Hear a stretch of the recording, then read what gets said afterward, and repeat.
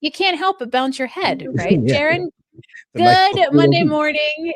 Good Monday morning, everybody. I am excited to be here to kick off your week. Welcome to No More Mondays, the show where we believe that humans still matter, mediocrity is expensive, and ownership changes everything. As always, I am your host, Angie Callen, and today's conversation is about something that shows up for a lot of us at various points in our lives, feeling stuck. And usually that stuck feeling isn't because we're capable or lack skills. It is because there is something deeper getting in the way. Today, I am joined by Gerren Power, founder of Power Consulting. How convenient to have the last name Power when you're in coaching and consulting, where he works with leaders and students to break through mental barriers, reconnect with purpose, and improve how they show up in their lives and in work. His work combines mental performance, emotional intelligence, and leadership development, which should already tell you why he's here, three things that are music to my ears. And he uses that combination to help us understand what's holding us back and start to make changes to push through it. So today, we're going to dig into why we high achievers still get stuck, what's really behind those performance plateaus, and how we can reconnect with our purpose to change everything. Gerren, welcome to No More Mondays. Thanks for having me. I have been super excited since, we crossed paths for those of you that are regular listeners at the Unconference. I always like to tell everybody that, Gerren, because I have these little groups of guests and listeners who know regularly, like, oh my gosh, I love everybody from the thing, or I love everybody from the Unconference. So Mom, here's another one. And I want to start with the mental barriers thing, because I think this is more important than people realize or recognize. Yeah. And a lot of people assume they're stuck because they just don't have the special sauce.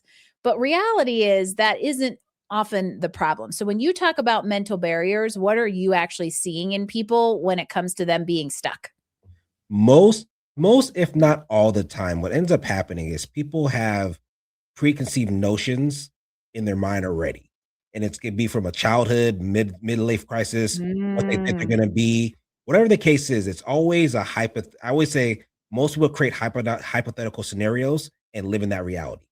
And so what happens is that they're living in this realm and they just believe that's the way it's so supposed to be. It's almost as if, like, you ever been around like really like celebrities, like you awe celebrities and you're all super rich people, and then you meet them and you have a conversation and you realize, oh, they're just a regular person.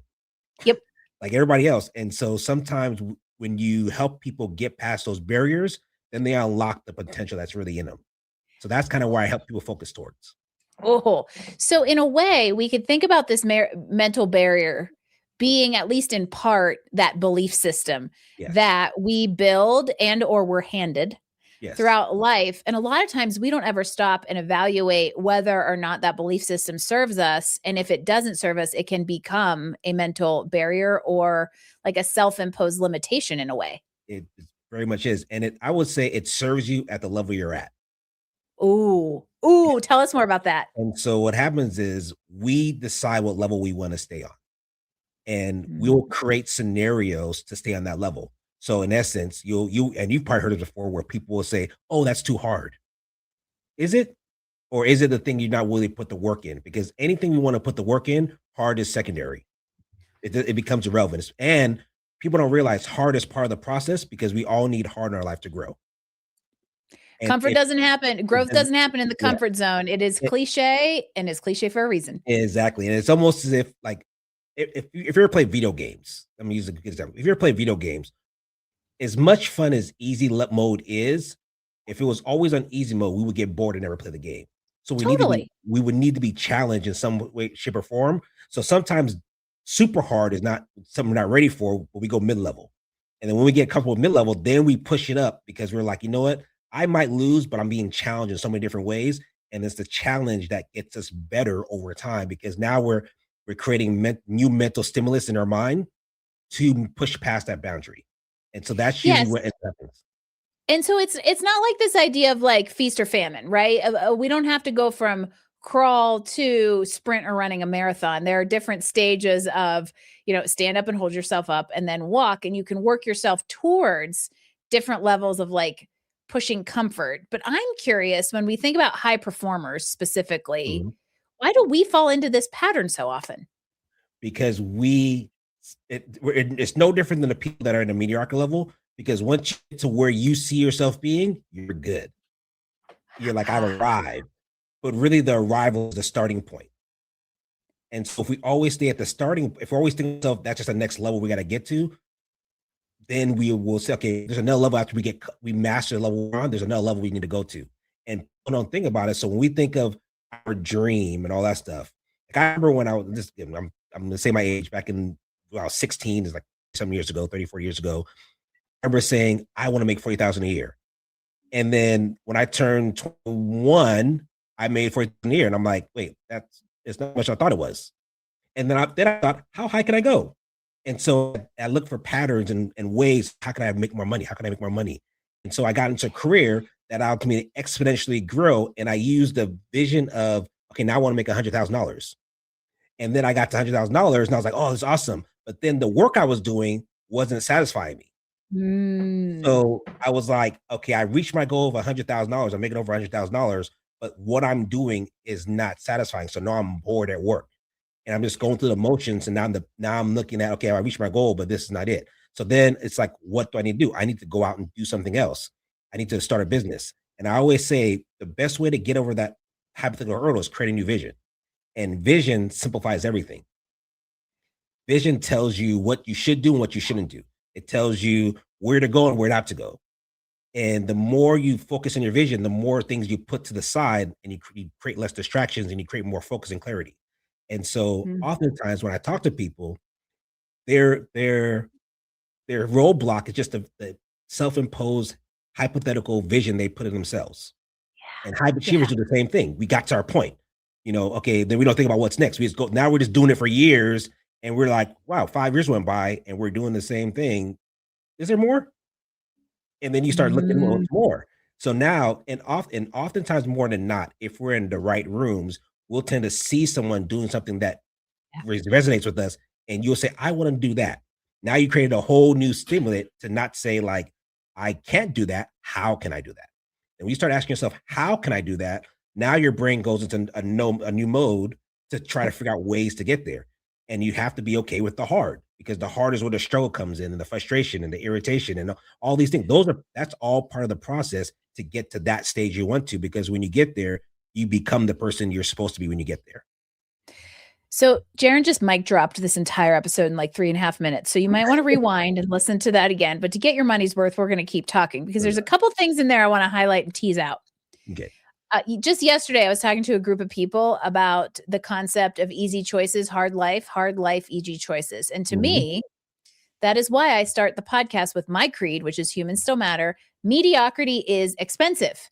Ownership changes everything. Mediocrity is expensive because of what we're talking about here. It costs you not money, but fulfillment and regret. Yes. Because if you wait too long to get to the point of, wait, I was working towards an arbitrary salary number thinking that would fulfill me, and now Mhm. I know it doesn't. For example, if you wait and you bypass those signs and those signals, you're going to at some point look back and go, damn, I should have done it back then. Right. And Yeah. that acceptance of mediocrity, or that acceptance of just these are the beliefs I've been handed and I must keep them, is the stuff that keeps us small and keeps us from our purpose, which Yes. is the thing that Gerren and I really get fired up about Yeah. talking about, because I believe we all have one. Yes, we do. You all out there have heard me say this. However, I believe most people either don't understand that, let alone work towards finding it, let alone find it and do something with it. Yes, I agree. And I like to say we all have diamonds in our hands, but because we don't recognize they're diamonds, we think they're rocks and they're not valuable. Or it's just the carbon that hasn't been pressed into the Yes. diamond yet. But because oftentimes, like I used to play sports. I used to play sports when I was younger, and I definitely my main two sports were basketball and football. I also use basketball for this example. There was times I did a move and I didn't know it wasn't a normal move I would normally do. And I'm like, where'd that come from? And so what I would have to do then is, okay, I have to go practice that move I just did that I made up on the fly that was in me that I didn't know was in me that just came out in a situation. Mm, So oftentimes you need a situation to come out for what's in you to come out of you, yeah. but you have to embrace the hard. You have to embrace the thing that you're afraid to Yeah. do. And once you could do that, then you realize so much more in you than what you think it is. There's so much in us, and I would veer to venture to say most people fulfill their purpose when they're helping other people. Yes. Well, and a lot of times I think that in general, we could just make the blanket statement that the purpose we have it does have some impact to other humans. It's more of just like a scale and a how. But you Mhm. bring up such a good point in what you just said about the levels of hard. Everything becomes relative, both for ourselves and us compared to somebody else. And Yeah. the perspective that we gain through challenging ourselves through hard things and not necessarily taking the easy road. Personal growth and the path to purpose isn't easy work. However, you become a more complete, amazing, impactful human when you do it. And that's where this idea of like purpose and perspective really do connect. And so it isn't about just like Yeah. being productive or going through the motions, like you said. It's really taking that perspective we continually gain and doing something with it. Yes, exactly. Oftentimes, more time, there's this Bible aspect that talks about ask, seek, knock. And so I'm going to go with the ask formula. So there's a thing you see that you want to do, and what the hardest part people want to get over. They don't know how, so instead of trying, they just go back to what they normally do because it's Yep. like and then the hypothetical comes in. What if I fail? And Oh, my response is always, what if you don't? Because we've trained ourselves to think negative before we think positive. yep. And so once you train yourself to think positive, then the negative goes away. Like it'll work. No matter Yeah. how long it takes. If I keep doing it, I know it'll work. And so first, when you want to do something more, you don't know how to do it. And we recycle things in our brain because we're so used to living one way because we're habitual creatures and we do have habitual things. So we're like, oh, I want to do something else. I don't know how to do it. Oh well, you could put that thing to relationship. So now I gotta start asking the right questions. So when I ask the right questions, I'm like, well, how do I do that? How do I get here? How can I do that? Who can I talk to? And those ask the right questions. Now, who can I talk to? Now I gotta seek someone that can help me get to that path, or seek out information to put in my brain. And what happens is our brains are very interesting because our brains will create neural pathways, which is the hard part. Mhm. And so until it creates a neural pathway, it becomes really hard. And then once it creates a neural pathway and understands a new pathway, now it becomes easy because it becomes second nature. So now I'm seeking who I can find. And if I seek someone, then I knock. Now, here's where it comes to invest in yourself. Are you willing to invest money in you? Are you Because willing to knock? yeah, that's the knocking aspect. So now I'm knocking and I'm willing to invest money. I'm knocking because I'm willing to invest in me. Because if someone says, if I go here, it's going to cost me something, the cost is going to come into me. Now we can Mhm. pay for a new car, we can pay for a new house, we can pay for clothes, we can pay for Spectrum, whatever cable thing. We can pay for everything that don't suit us, but can we pay for something that will suit us, but will put in the work? Because Yeah. every if you talk to any successful person, and you know this to be true, that they've always invested in themselves. They've Yeah. always invested in themselves. Yeah. I've spoken to a bunch of millionaires, and the first thing they said was mindset, which is fascinating. I was like, wait, that don't make sense to me. What do you mean mind? And everyone's saying the same thing. Mindset. I believe I could do it. So now I believe it. Now I'm asking about it. Then I'm seeking it. Now I'm knocking, and then I receive what I'm knocking. I'm going after. And are we okay with the time lapse, the process of getting there? Because for some people, it might take a month. Some people might take 6 months. Mm. Some people might be a year. You can't compare you to yourself. You got to run your race. And the more you lean, the more you get more clarity and more vision, and you start just taking away the distractions and the things that don't serve the vision, then it becomes very clear. So now that's where we get to the ass aspect. So I feel like, Gerren, you just served up an Angie is a broken record on a silver platter here, because anybody that listens to this regularly has heard me talk about a bunch of things that you just tied together in a really, really compelling way. Because number one, we fear failure more than we fear anything else in society today. And it's gotten to be like to the point of debilitation, yes, because people won't do anything unless they know it's perfect, that's perfect, or they feel like they're going to succeed. When ultimately, failure, loosely translated, is a learning experience because you yes, don't end up with nothing, right? hmm Yep. And the knocking on the door piece is the fact that humans are curious creatures. And the minute that we stop being curious is the minute that we stagnate. Yes. But the problem is, on top of that, is in addition to this like unwillingness to be curious, we're more unwilling to be curious about ourselves. Yes. And how critical is that? Because then the third thing, I told you, you served up Angie's broken record on a silver platter. So I'm going to go on my diatribe. Go ahead. Because then the third thing is the abundance versus scarcity mindset. There's scientific proof that positive thinking actually does change outcomes. Yes. But you have to be, number 4, patient, because this stuff doesn't happen overnight, which brings me to number 5. And that is that ownership changes everything. Yep. And that is a choice, which is such the most important thing that I think brings all this together, in the fact that like you can choose your hard. Yes. Or you can choose easy. You can choose to invest in yourself. Not investing in yourself is also a choice. And that's what gets us stuck. Yep. I'll give an example. Years ago, I wanted to play the guitar. I didn't know what that required, but I wanted to play it. And so what I did was I started playing the guitar, and I didn't know notes and all that stuff. I had to train my hands to move in a certain way. The strumming part was easier, but training my hands to move a certain way.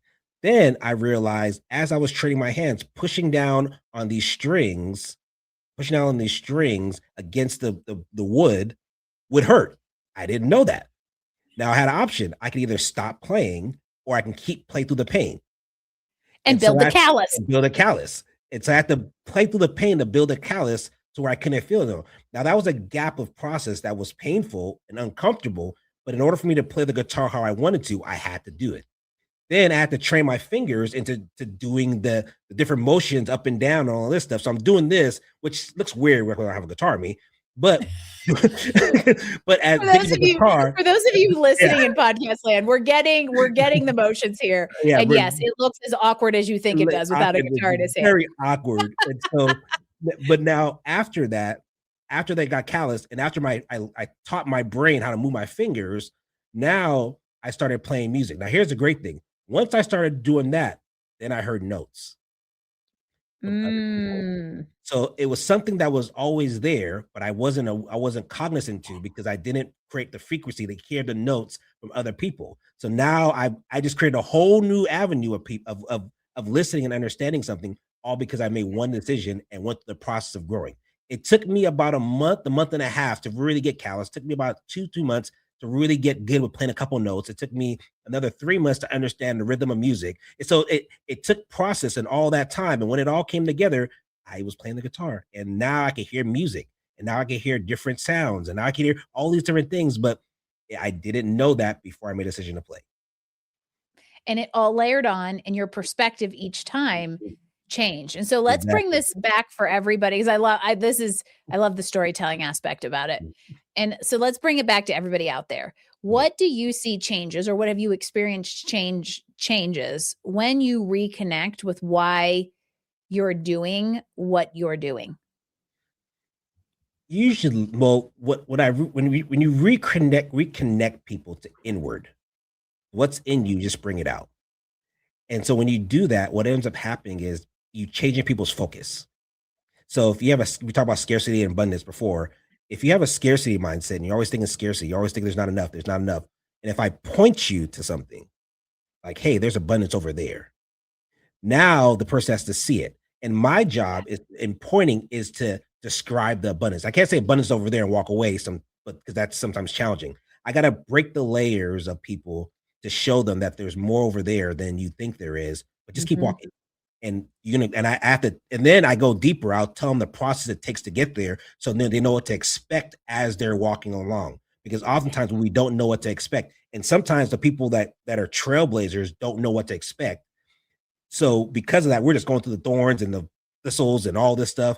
But when you know this stuff, you're like, hey, be careful of this. This is what's going to happen. This is what's going to happen. It's all part of the process. And so now I'm getting people to focus differently.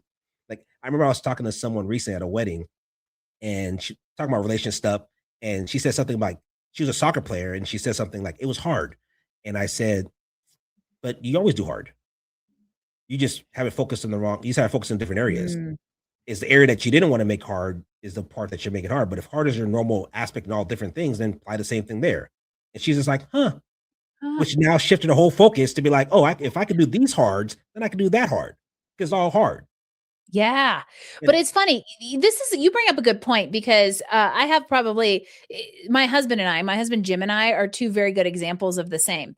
mhm, Always feel like I can learn anything that requires my brain. yes, Jim has all the confidence of the world of learning and doing extreme things that require your body. mm, So when it comes to like outdoor adventure, that guy will assume any new sport in the outdoors. He will hut cliffs. He can, climb a bike up a hill faster than anybody that should be humanly possible, mhm, yet is not as inclined to take on new like knowledge or vocational projects, whereas I'm the opposite. So it's interesting to me how we tend to kind of be wired toward maybe towards one way of yeah, hard, but can't necessarily look at that and tie it into all aspects of life and work, even though it applies. it's a habitual. It's Yes. a habitual thing we always do because that hard. It's okay. I'll say it this way: it's you looking at his stuff, and it's hard for you, but easy for him. Right. And He's vice looking at versa. and vice versa. And so now the goal is to how do you measure in so you have a balance of both. And that's how we have to operate. We have to operate with understanding that there's a balance that you know what? It's not that it's hard, it's just different. And in the beginning, it's always going to be challenging. It's always Yeah. going to be challenging in the beginning. Anytime you do something new, it's always going to be challenging It's and something new. something new. It's like it is what it is. No one gets away from that. Does it get easier? Yes, because you don't look at it when you're used to doing hard things, and you recognize that's part of the process, it does you look past that point because you already know where you're getting to. Yep. It's it's destination traveling. It's like if you're driving, if you want to drive from where you live to where I live, you already have the destination in your mind, but you're not putting into account Yeah. uh roadblocks, detours, traffic, bad weather. You're just thinking about destination, and it's on the way you discover those things, and you never once say, "I don't want to deal with this traffic. I'm going home." Yep. But yet we do that in our mind. You keep driving or you Yeah, find a detour, right? and if you have a GPS, the GPS will detour for you. We have a But GPS. yes, We just don't listen to it. exactly. And so we do the same thing with ourselves. We find these certain detours where we live with, and then we just don't do it because Yeah. and it looks like it's not working. I will. It's like sometimes the thing that's not working is working, and it's working on you as you're working towards the thing that you're trying to get to. Yeah. So, side note, Gerren just perfectly gave us a commercial for chapter 8 of Scary Good, Discovering Life Beyond the Sunday Scaries, which is all about do hard things Mhm. because you build confidence through it, right? And it does ripple. So for Yeah. me, I'm the opposite of Jim. I am not an endurance person, but I go out and do all of the things in the most averagest of way possible. Mhm. But in, let's say going and mountain biking a new trail and cleaning something really, really difficult that scares me in my head, I take that confidence and I can ripple it into other things. And it does start to kind of like build each Yeah. other. And so I love that you highlighted something that I have found in real time. So if Yeah. that gives you any kind of validation that you didn't need, there it is. But here is the question. We have talked a lot about both mindset and doing the hard things. Mhm. Do you think sometimes people hide behind one or the other to avoid the opposite? So, for instance, do they hide behind I'm doing work on my mind to avoid taking action? Mm. So now we're going into playing busy so you get nothing done. Boo! There, or yeah, because the opposite of that is can also be true, right? Yeah. I'm going to continually quote unquote take action, which does not mean you're making moves Yeah. in order to avoid the mindset, right? So we can Mhm. almost use one as an excuse to avoid the Yeah. other. Do you see Yes. that? Yes, that's very apparent. Like I've talked to people and I've done it myself. We've all done it to some degree, but I've talked to people where when they want to do something and they say, well, you needed this, they'll give me 5 reasons why they can't do it. Valid reasons, but does again, vision simplifies everything. And so they'll say, like, oh, I gotta spend time with my husband this time. I can't do it then. Oh, I gotta read this book. Oh, I'm doing this. Oh, I'm doing that. And so now it comes down to like, well, how are you planning your life?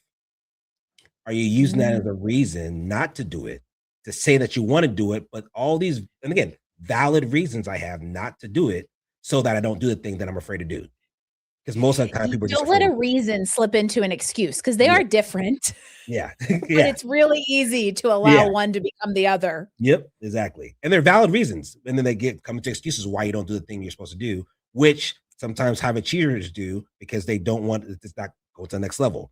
So how do you Yes. push yourself? And like me, I need a vision to like move forward. I need to see someone, doing it, have it stuck in my mind to do it, create something to do it, have a project. Like I'm using it for example, I want to buy a new car. Okay, I need to make more money. How do I do that? Okay, there's a vision I create right there because I wanted something. Now I go figure out the thing to do so I can get the thing I want. So it's like how do you Jedi mind trick yourself for these Star Wars fans to get to the goal you want to get to? And it's all if you're okay with doing that or whatever the case may be, and I always say this: most of us have been failing all our lives, but we kept going. Yep. And we don't think about it that way because it gets to the point where we get so when you're a kid, you didn't know how to walk. When you're a baby, you didn't know how to walk, and you were taught how to walk. Imagine after the first 2 times you fell, you said as a baby, "Nah, don't want to do it no more." Mm-hmm. So many of us want to be walking, or learning how to write, or this days type because no one writes these days, or learning how to read, or learning how to ride a bike, or learning how to drive a car, or learning what you do to do the job you do now. We all didn't know how to do the thing, so it's like we're capable of doing the thing, but we sometimes want that safety and security to do the next thing. But there's no safety and security in it, just like there's no safety and security in so many things we do. We just Yeah. believe we can do it. That's our Yeah. security. Wasn't it Disney? If you believe it, you can achieve it. But the Yeah. big thing here is if mankind, if humans never did something they didn't already know how to do, we'd still be cavemen living in a cave, probably with Exactly. no fire, Yeah. right?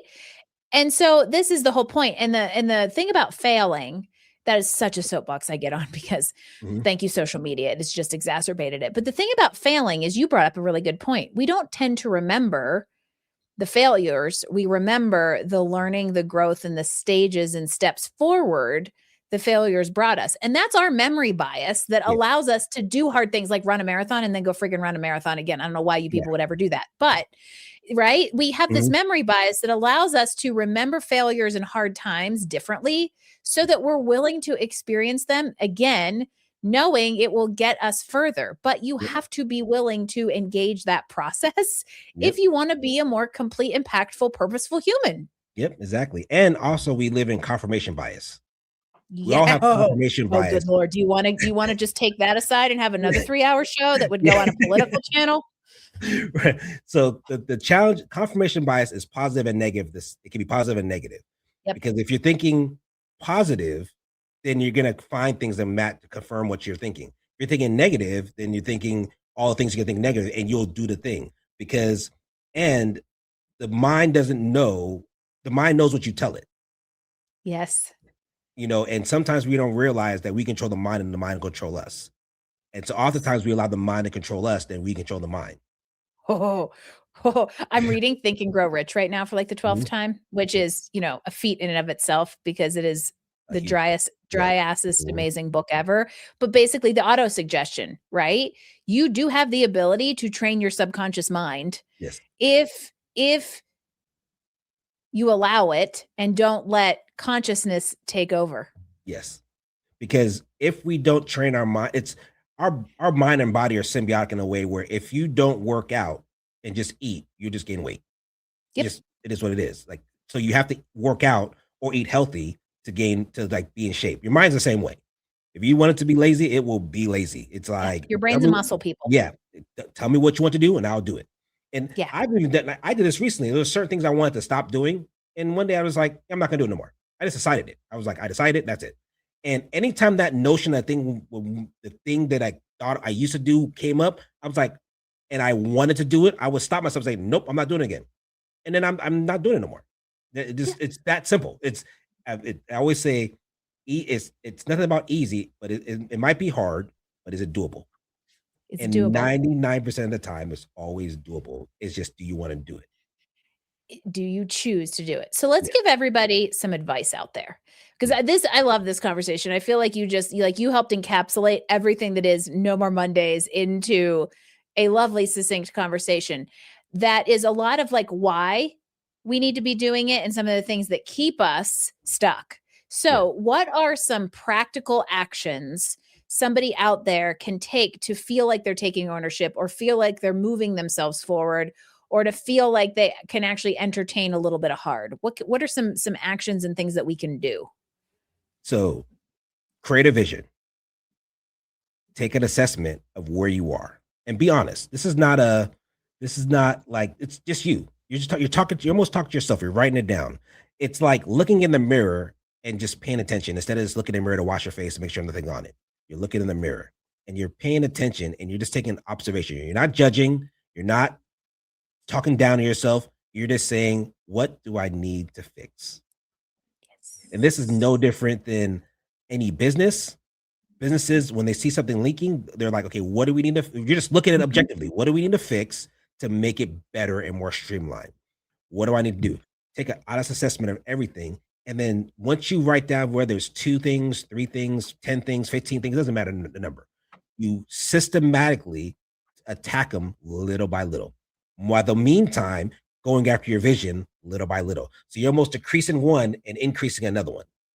Now, I'm going to be upfront. This is not an easy thing to do, but it's a doable thing to do. So I'm just going to repeat that again. And you have to be willing to do it. And it's all about, and then you got to embrace the challenge of the thing that you're doing. It's going to be challenging. It's a whole new different mindset shift. I think of someone, I was in a bank one time. I was in Florida, but I was in Maryland. I was in the bank and I was talking to my banker and she was just like, oh, you're in Florida. I'm like, yeah. How long have you been there? I'm like, oh, I just moved there not too long ago. What made you move? I just moved. I didn't know nobody. I just moved. I was praying. God told me to do it. Did it. And she was like, oh my gosh, I can never do that. I was like, why not? Should I be so scared? I'm like, what's the worst that could happen? You move back. And I was like, you move back, you get a similar job. You're in the bank. There's many banks here. And I said, what's the worst that could happen? And when I said that, it just sat there and hit with her like, dang, what's the worst that really could happen if I went after that thing? What's the worst going to happen? It's like if you ever saw The Hangover when they were like, they were driving and they're shooting at all that stuff. And the guy was yelling and he was like, oh my gosh, we're getting shot at and we're getting this and we're getting that. And the guy was like, but did you die though? And it's a great way to look at it. You're not going to die. It's just what's the worst that could happen? And that it's probably not that bad. We as humans like to catastrophize things instead of actually looking and reverse engineering the worst case scenario into how likely is it even to happen and how bad is it if it does. And it is typically 99.8% of the time survivable and worth the risk. It's always worth the risk. You'll be glad you did once you did it. But you'll regret it if you don't. Yep. And I always say, and again, failing is a good thing. I always say I'd rather try and it not work and I learn something because it'll help me future on than never trying and then wonder if 15 years later. Yeah. And that's why mediocrity is expensive, y'all. I love this. This could go on and on and on and on and on. But I love the idea that like hard things won't kill us, right? No. The Hangover, hard things won't kill us, but they will help us understand why we're doing what we're doing and what we should be doing. Look at yourself in the mirror, people. Pay attention and invest in yourself. So on that note, Gerren, if somebody wants to invest in themselves, how do they find you for support? Oh, you could find me on LinkedIn. You could find me with, search my name. You can find me on Instagram at Gerren Power. And those are 2 places you could probably find me. That's where I'm most, and I'm also on TikTok, Facebook, same tag. Yes, you can find me on there, reach out. We can set up a session and I would love to help anybody get out their own way, which is a great thing. Yes, because that is typically our biggest obstacle is ourselves. And Gerren and I are connected here on LinkedIn if that's where you're watching. And if you're out there in podcast land, be sure to track him down because this is good stuff, good, approachable perspective. And I'm going to put you on the spot with one more question as we wrap up. Sure. One of the things that we always talk about here is like how we humans are going to operate and thrive in the future. So as you think about like the future of work and life, what's it look like to you and how do we stay human while navigating it? It looks great. And I always say, be a kid. Like just have fun. It's going to be challenging. It's going to be like, I laugh at my own self all the time. I'll trip and have a funny, I was at church Saturday, and I was helping someone, and they're like, the pastor came to me, go, hey, can you help me out with something? And I went to the step, and I literally missed the step, like bam. I went straight first. I did a handstand. They're, oh, you okay? I'm like, oh yeah, I planned that. I just laughed at it. Like, it's okay to laugh at yourself. It's good, okay to be okay. It's okay to stumble. It's all part of the process. It's all part of the process. The goal is you get back up and just enjoy it. Just it happened. It's like you're gonna live. And the one thing we tend to do in life is we're living in the present. We're always in the now. We're always living in the now moment. And the past already happened. And what we always tend to do sometimes is we try to pull the past in the present, which eliminates our future outlook. Yep. And so if you just realize the past happened and you let the past go, but then you look at the future and pull the future into your present, you'll get to where you're going. And don't take yourself too seriously. You'll never get out alive. Oh yeah, you won't. You won't. That like no matter how struggling I promise, no matter how tight it is, you always find a reason to laugh. You can always find a reason to be joyful. The fact that you woke up this morning means you still got another shot. You can be grateful that you rise. There are people that didn't wake up. You can look at the fact that you're walking. Some people can't walk. Always find a reason to be happy and gratitude about how life is. It can always be worse. If you're watching this, most likely you're not homeless. It might be tight, but you're not homeless. You have internet, you have a phone, you have the thing you're doing, you're still okay. You can always, and it can always be better, it can always be worse. You're always you're present and you're here for a reason. And the goal is to find your purpose and dig deep and go after the thing. You'll never regret going after the that's in you to go forward in life. You'll never regret it. I don't care if you're a divorce, I don't care if you've lost everything. If you keep moving forward, you will always get to where you're going if you don't give up.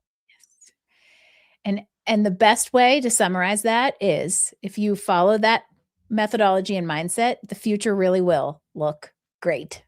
Yes. I love it.